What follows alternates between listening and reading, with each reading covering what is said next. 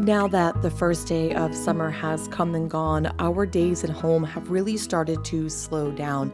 And I really try to savor this time of year because there are so many things that I need to do and that I want to do around our home that really feel beautiful and luxurious in a way that you can't really replicate other times of year. Summer's Bounty offers the most simple ways to create everyday beauty inside of the home.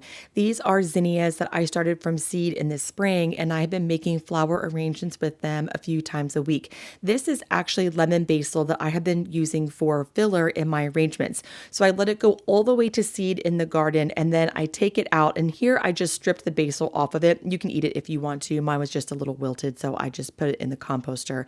But then I'm putting that lemon basil right in there for a filler, and it looks beautiful, and it's such an easy way to add a little beauty and simplicity into your flower arrangements. This summer we have been focusing on simplifying our gardening process, and one of the ways that we are doing that is with the Vago Garden retractable hose reel set, which Vago Garden was kind enough to send to me so I can also share it with you.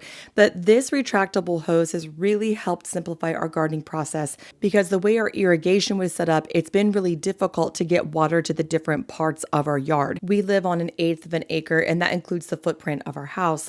But in the back left corner, we have our raised beds where we grow veggies and cut flowers. In the back right, we have a greenhouse. It's more of like a hobby greenhouse. And then in the front, we also have some other plants. And originally, my husband was going to install underground irrigation so we could get water to all of those places. But the Vago retractable hose has made it so we don't even need to worry about that. It's 130 feet, so I can reach it all the way to the back of our property and all the way to the front because it's placed in the middle. So this works out perfectly for us. And given the season of life that we are in, if it is not simple, it just can't be done. And during these summer days, I don't want to be outside fighting with irrigation, trying to figure out the best way to tend my garden. I want to go out and savor it, enjoy it, and create a space that we can really live in and be in this summer. Vago Garden is offering Moon and Magnolia viewers 5% off the purchase of a retractable hose reel set. So be sure to check the description box for that discount code. But almost all of the year, I feel like I'm focused on the inside of the house, cooking, making meals, those sorts of things, which we will do in a few minutes. But lately, I've been trying to tidy up the outside of our house so we can really enjoy being outside and have a little bit of landscaping and beauty to enjoy throughout the summer.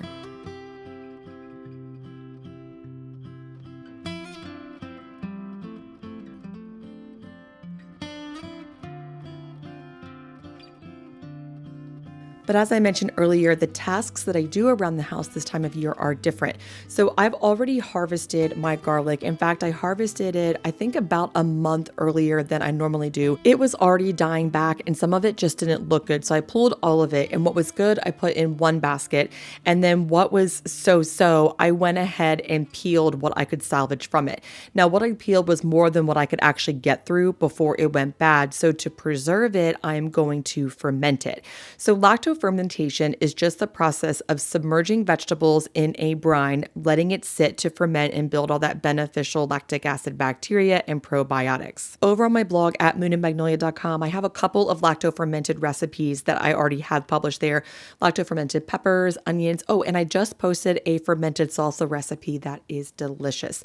So I'll link those in the description box. But for garlic, all you do is peel it, then you make the brine, which is just about 4 cups of water and 1.5 tablespoons of salt, and then you put it right into the jar of garlic. And what I like about fermenting garlic over other things is it doesn't float to the top. If anything floats to the top when you're lacto fermenting, it will mold. So you have to submerge it with a weight and then put a fermentation lid on, those sorts of things. It can be a little cumbersome sometimes, but this is super easy. And then it'll just sit on the counter for about 4 weeks until it is ready to eat.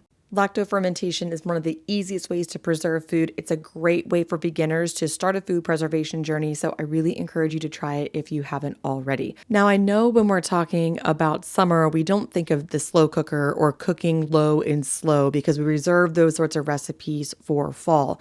But I actually really like low and slow or slow cooker recipes in the summer because they free up my time to do other things like get out in the garden and make flower arrangements. I've been taking my daughter to the water water park, those sorts of things.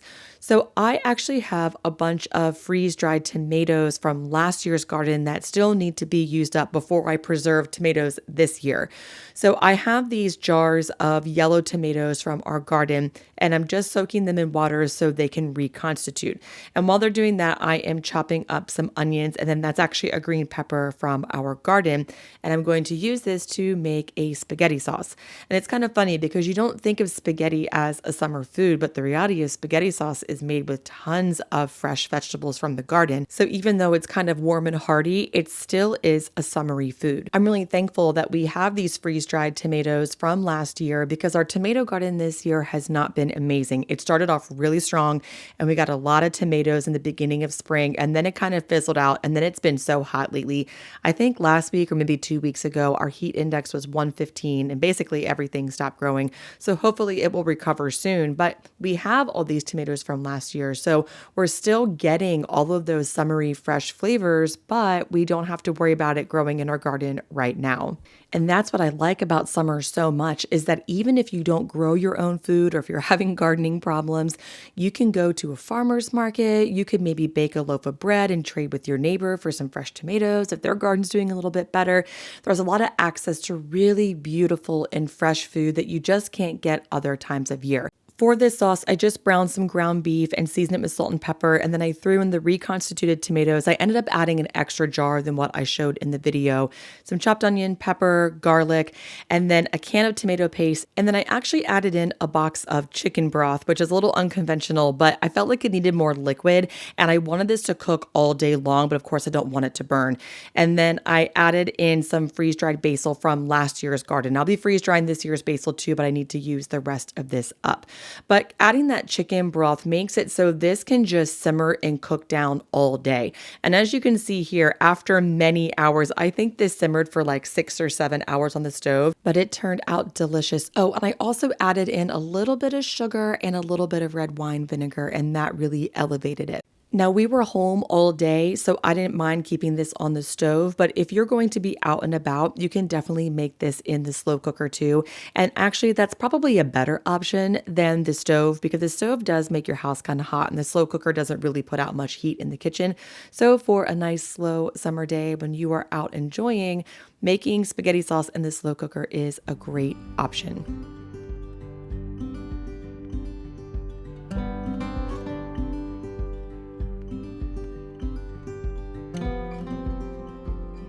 I am making a half fresh milled sourdough bread, and I am storing those rye berries in a plastic bag, which I would not recommend doing. That's not a great way to store them.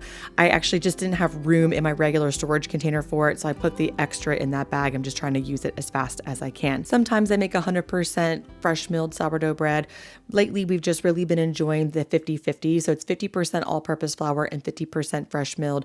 And what I found is that that combination is enough fresh milled flour to add some nutrition, but it also is enough all-purpose to create a light and fluffy loaf, which I actually messed up in this video. I'll show you that in a minute, but theoretically it would create a light and fluffy loaf. I know a lot of people think that baking bread isn't really a summer activity, but I love making sourdough this time of year. I think part of it is because when I first really got into sourdough, it was summertime. So it's kind of nostalgic, but also sourdough can be leisurely. I know it feels tempting to get into this really strict routine with sourdough where you do stretch and folds every 15 minutes, setting a timer and never missing a beat.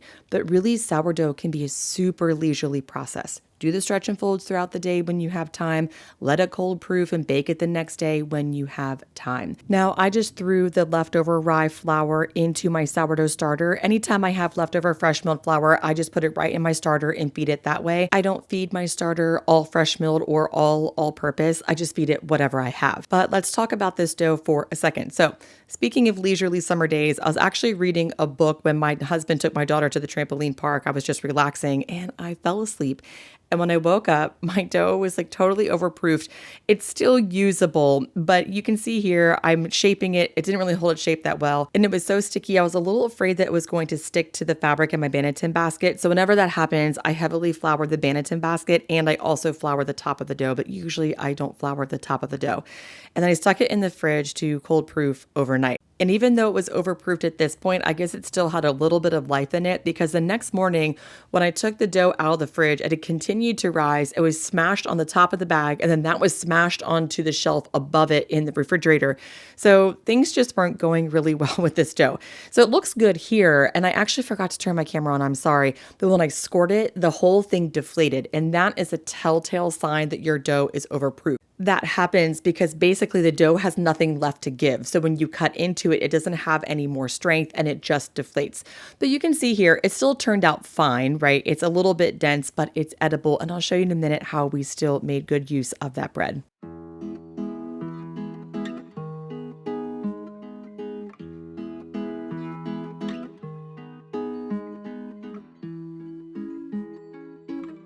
Food preservation season is among us. I'm not quite there yet. I'll be canning some peaches, I think, in a few weeks. And then whenever the tomatoes are ready from a local farm, I'll be canning a year's worth of tomatoes. But I'm not really sure how much I'm going to do this year because I really do want a more leisurely summer than what I've had in the past. But one of the things that I can all the time that is super easy to do is chicken broth. I actually have a brand new blog post over on my blog at moonandmagnolia.com about how to can chicken broth at home, but it's really simple. So you just take chicken bones. I usually just freeze the carcass from a chicken. When I have time, I make a pot of broth with it. So I just cover it with water, bring it to a simmer, and let it simmer for about 3 to 4 hours. Then I refrigerate that broth overnight. And the next morning, as you saw me do just a few clips ago, is I skim the fat off the top. Because sometimes what happens with canning is when there is that temperature differential, it can create siphoning where the broth can leak out of the lid. And usually that's okay. But when there's fat involved, it can make it so the lid can't seal properly. So skimming the fat off helps. And then also wiping the rim of the jar with a vinegar soaked paper towel also helps prevent that too. And then you just fill up the jars, put the lid on, put the ring on, you process them in a pressure canner for 25 minutes, and that is it. This is such a low pressure and easy and slow way to can. You don't have anything to peel. You don't really have anything to cook. Like if you want to can a salsa, for example, you have to cook that salsa. It's a whole process, but this is really easy and it's really nice to fit into a summer day because it gives you that feeling of preserving food, but without all that extra effort.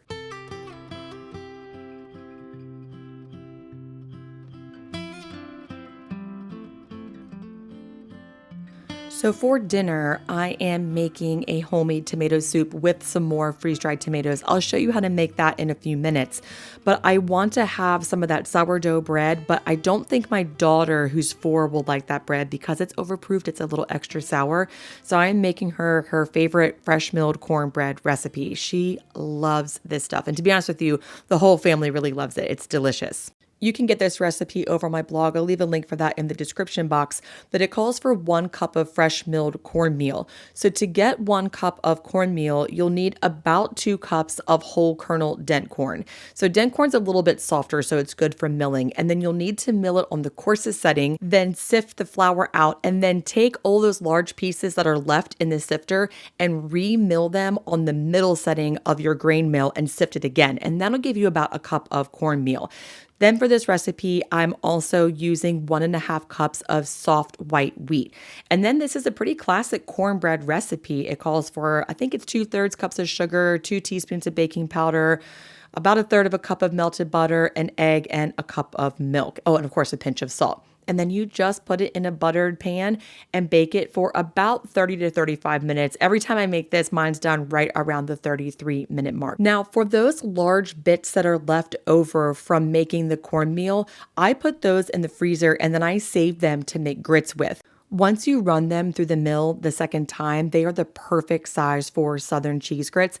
And I actually have that recipe on my blog, so I will leave a link for that in the description box below.